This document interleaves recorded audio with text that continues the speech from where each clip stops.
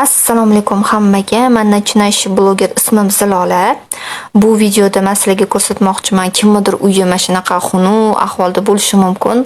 Chunki men ham Instagramda, YouTube'da havas qilib qarayman. Ko'pchilikning uyini voy juda ham chiroyli ekan uyi, obzor qilish xotirasi havasim keldi deb o'tiraman. Faqatgina havasda yashayman.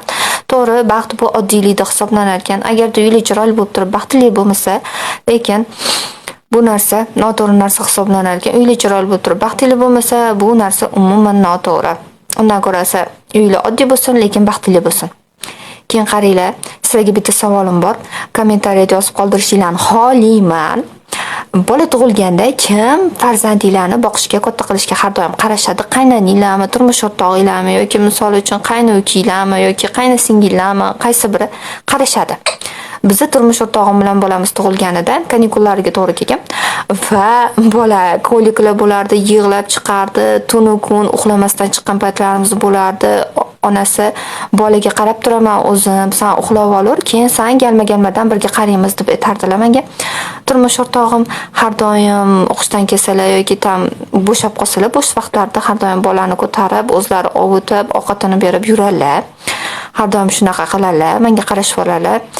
Keyin men shunaqa qarashganlardan keyin har doim olib chiqib ketadilar xonadan yig'ishtirayotgan paytlarimda.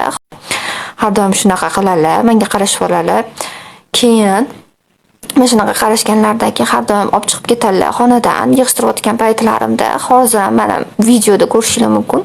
Xonadan har doim olib chiqib ketib, qaranglar, qarashib oladilar. Kommentariyada yozib qoldiringlar, kim sizlarga qarashgan? Har doim kim sizlarga qarashadi? Keyin men har doim shunaqa yig'ishtirayotganimda hamma narsani yoyib olib yig'ishtirishni rosa yaxshi ko'raman. Yig'ishtirganimda shunaqa yoyib olganimda maza qilib yig'ishtiraman.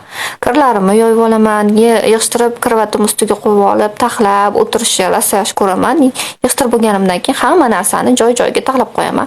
Kommentariyada yozib qoldiringlar, kim sizlarga shunaqa qarashgan? Qaynonanglarmi, eringlarmi, turmush o'rtog'inglarmi, kim bo'lishidan qat'iy nazar yozib qoldiringlar, kim sizlarga qarashgan? Hammaga xayr, salomat bo'linglar.